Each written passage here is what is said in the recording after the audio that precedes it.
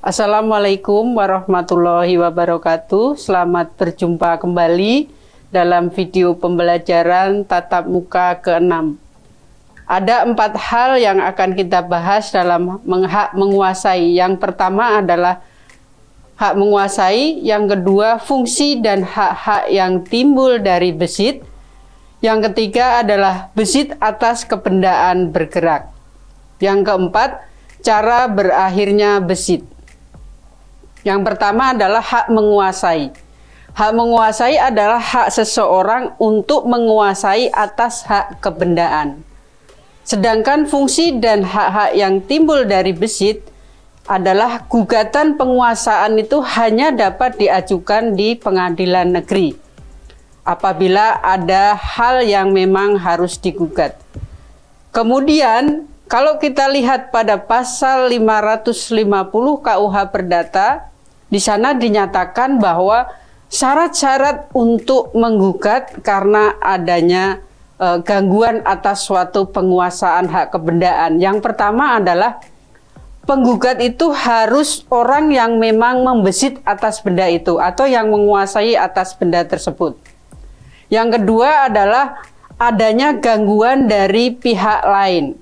Nah, itu yang menjadi syarat daripada untuk mengajukan gugatan.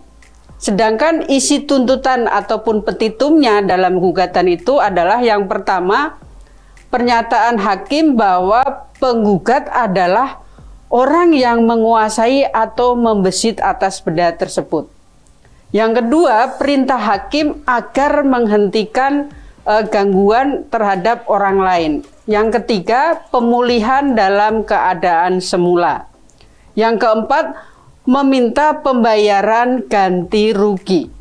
Nah, fungsi penguasaan ataupun besit menurut Profesor Pitlow, yang pertama itu adalah fungsi polisional, yang kedua adalah fungsi zakenrechtelijk, yaitu fungsi yang pertama adalah fungsi justisial, yaitu siapa yang menguasai atas suatu benda itu dianggap sebagai orang yang berhak atas benda tersebut sampai dapat dibuktikan bahwa memang yang bersangkutan itu adalah pemilik atas benda tersebut.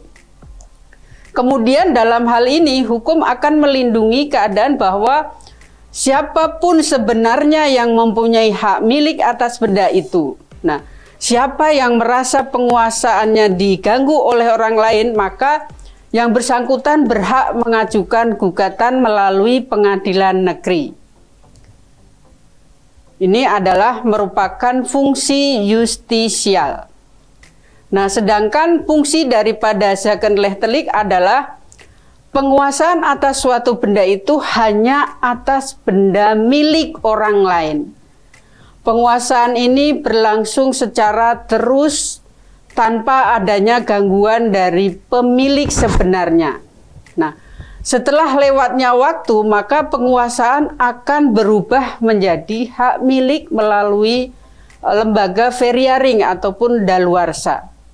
Sehingga fungsi penguasaan itu dapat merubah status yang menguasai benda itu menjadi pemilik benda.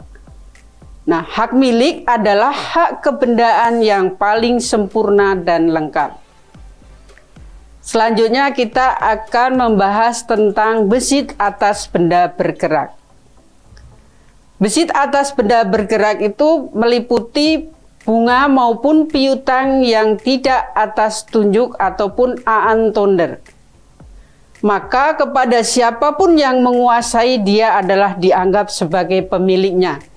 Nah, hal ini dapat kita lihat di dalam pasal 1977 ayat 1 KUH Perdata.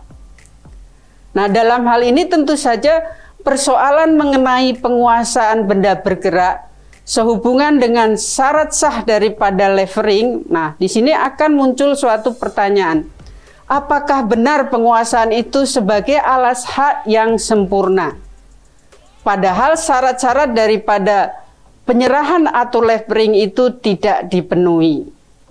Sehingga kita dapat melihat ada 2 teori untuk menjawab persoalan ataupun pertanyaan tadi. Yang pertama adalah teori eigendom, yaitu teori yang menafsirkan ketentuan daripada pasal 1977 ayat 1 itu secara gramatikal. Artinya, penguasaan atas benda bergerak berlaku sebagai alas hak dalam KUH Perdata itu yang paling sempurna. Nah, alas hak yang paling sempurna itu apa? Alas hak yang paling sempurna adalah merupakan hak milik ataupun hak eigendom.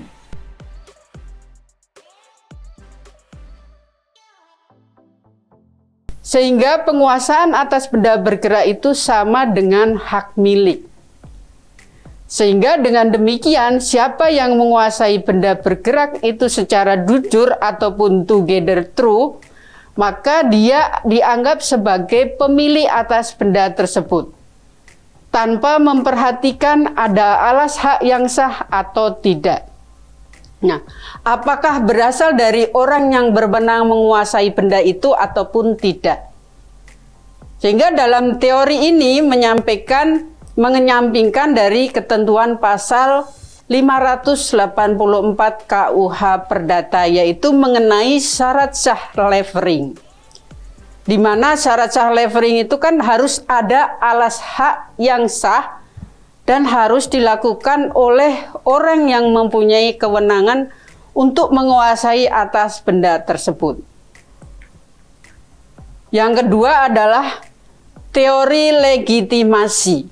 Nah, dalam hal teori legitimasi ini menurut Paul Scholten, beliau mengatakan bahwa penguasaan itu bukan hak milik ataupun bukan eigendom, melainkan bahwa penguasaan itu tidak sama dengan hak milik.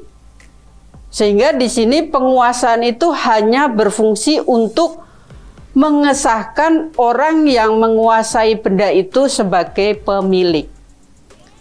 Sehingga siapa yang secara jujur ataupun together true menguasai benda bergerak, maka dia akan dilindungi oleh ketentuan undang-undang dalam hal ini di dalam pasal 1977 KUH Perdata.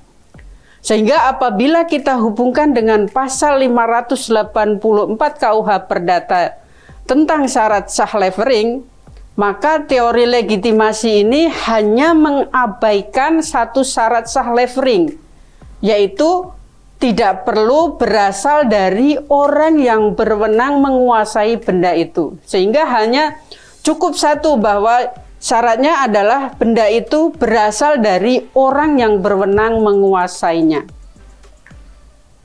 Sedangkan syarat yang harus ada alas hak itu tetap dipegang. Nah, anggapan ini akan berdasarkan kepentingan untuk ketertiban di dalam masyarakat. Sedangkan tujuan daripada teori ini adalah untuk justru melindungi pihak ketiga yang jujur. Tetapi tidak semua pihak ketiga yang jujur itu harus dilindungi. Oleh karena itu, menurut Paul Scholten menafsirkan bahwa pasal 1977 ayat 1 KUH Perdata itu akan memberikan perlindungan sebagaimana hanya berlaku terhadap perbuatan-perbuatan dalam perdagangan saja. Nah, seorang yang jujur menerima suatu benda sebagai hadiah dari seseorang yang bukan pemilik benda tersebut tidak perlu dilindungi terhadap pemilik aslinya. Kenapa? Karena menerima hadiah itu bukan merupakan perbuatan perdagangan. Dalam hal ini disebut sebagai penghalusan hukum.